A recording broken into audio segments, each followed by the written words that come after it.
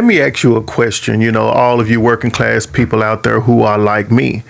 Do you recognize your money cycles? Do you recognize how your money flows in different seasons? Let me explain.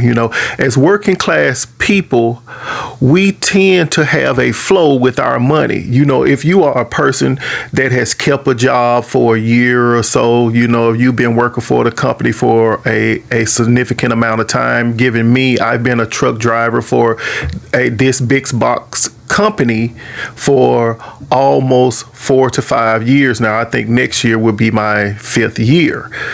So I've been with this company for a while, and I've gathered enough data with this company in terms of my pay to recognize certain things when it comes to my pay. Let me explain. What I mean is that there are cycles when the money is slow. And there are cycles when there is more of opportunity to make more money, right? So the cycle of the money, if you pay attention to it as a truck driver, let me give you some numbers. There are times when my paycheck on average is about $1,000 a week.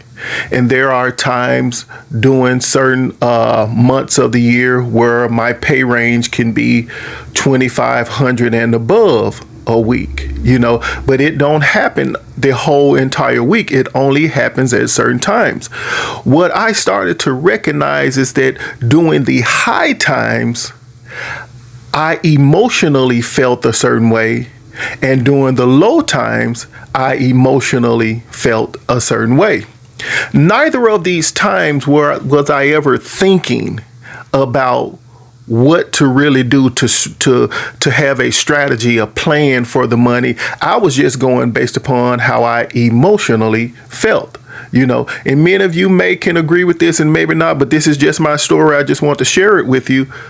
So what I found that when you don't recognize those cycles, when you don't take advantage of those cycles, you can find that you're having a celebration on the high end and a depression on the low end, right?